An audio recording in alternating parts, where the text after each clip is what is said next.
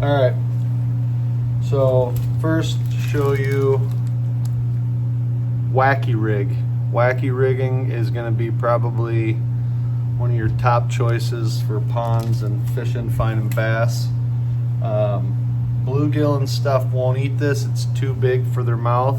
So if you're feeling stuff pull on it, but nothing's getting the hook, it's probably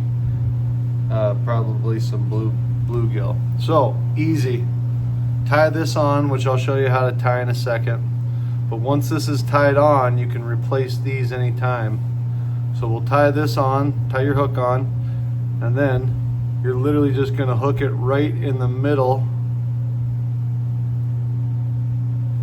of the worm. Wacky Rig. So as you throw that, this thing kind of drifts down and falls. If you want to make it kind of weedless, so it's just in the middle here, you can kind of hook that hook into the worm again, and now throw this and it'll fall, but it'll be a little weedless. Anyway, that's ideal right there. Wacky Rig, right in the middle. Beauty. Okay, next week, that's Wacky Rig. Next one is Texas Rig. Worm hook, fluke, or worm. I can show you on the worm in a second. But on the fluke, you can see this belly. So what we're going to do is take this hook. You see how this little space right here, we want to put it in its mouth about the same distance that's right here. Go through that and then out. Weave this all the way down. Okay. And slide it up on there. Okay. Now this, when it's laying flat like that, we can see we want it in right about here. So we're going to take that, scrunch them up a little bit, go through, boom, right?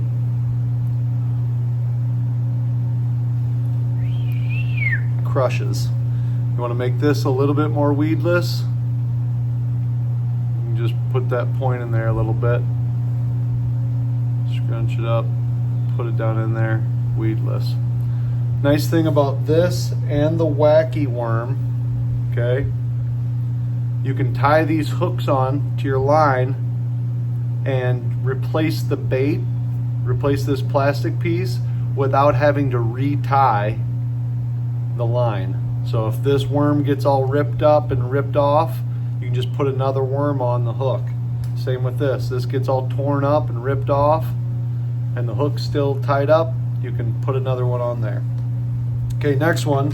So that was Wacky Rigs first, and then Texas Rig flukes. I'll show you also how you can Texas rig. So that's Texas rigged fluke. I'm going to take this off there.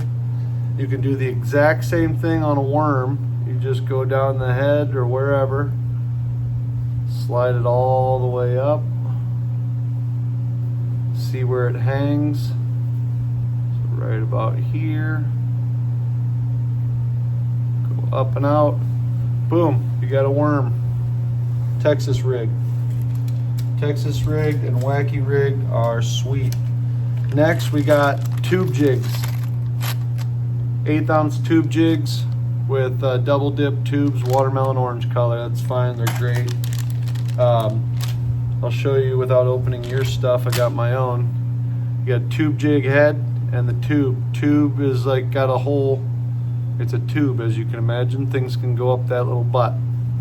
So I always lick the lead, makes it slide a little easier. Lick the lead and use the eye, slides it in the tube, and then once it gets to the top, you can kind of feel the eye and you poke it through like that. Okay, got a tube jig. Tie this on, which I'll show you how to tie everything in a second, but that's a number one. I only had to have one bait for the rest of my life, forever, it'd be the tube jig. Anywhere I go, I can catch fish on tube jig. Finally is swim jigs, more popular now. I just got your little swim jig set up just for fun. This is what I'm going to use as an example. You can see the belly is the belly right here. So I'm going to take this jig, and what I want to do is, if I can get this right, I kind of want to feed it down and come out right around here so that the head's up here and hooks out here. So I'm going to try my best, stay down the middle, come out the back, push that bait over the head, and voila, you got a little swim jig, paddle tail swim jig. You can throw it out there, jig it, swim it straight back, whatever you want.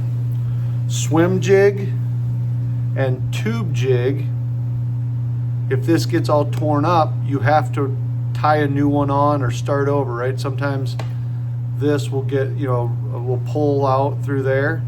Well, you can't really, every time you put it back on, anyone's going to pull, it's going to come right back out.